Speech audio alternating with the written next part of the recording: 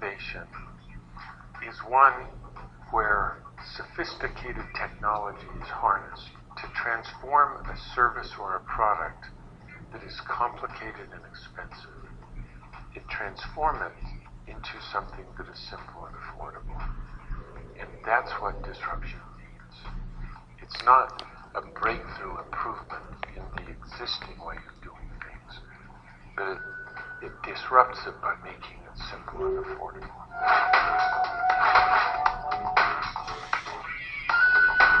In automobiles, Toyota came at the bottom of the market and disrupted the American car companies. Discount retailing came in at the bottom of the market, like the Walmart, Target, and disrupted the mainframe market. And in defense, airplanes that don't have a pilot are disrupting flyers that do have pilots in them, and so on.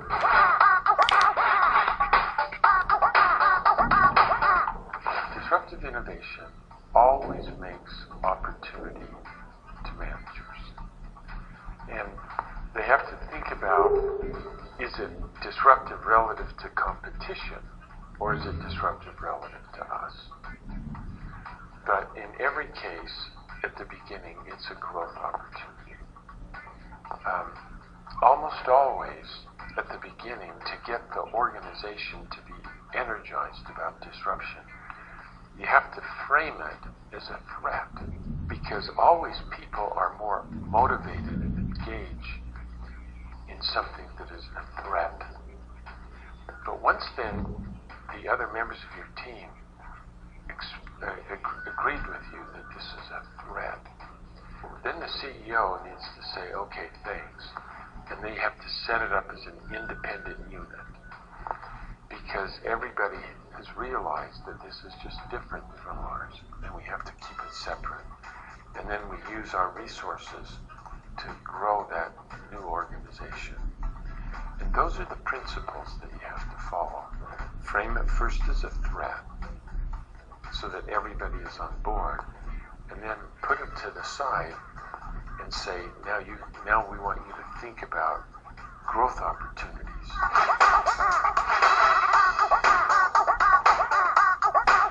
First is the cloud, that allows us to not have to buy products, but rather use them as I need them, and to be able to store information in a central location that I have access to. It makes small and medium-sized companies have comparable scope in information technology than large corporations. Another one is in education. Being able to communicate online to students means that they don't have to come to the campus to learn. They can learn the face that they want in the way that they want, where they are at the time that it's available. And that's going to be a big disruption.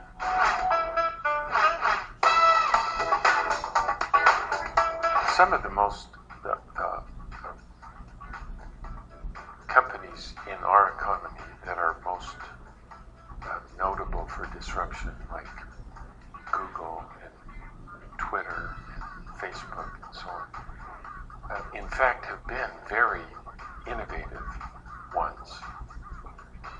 But none of them have demonstrated an ability to create new business models as they developed new technological ideas.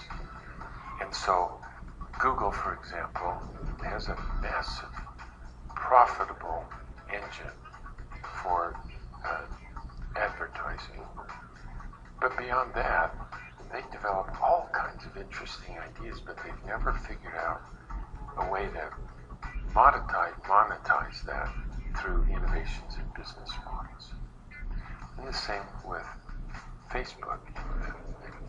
Extraordinary achievement in developing this first innovation.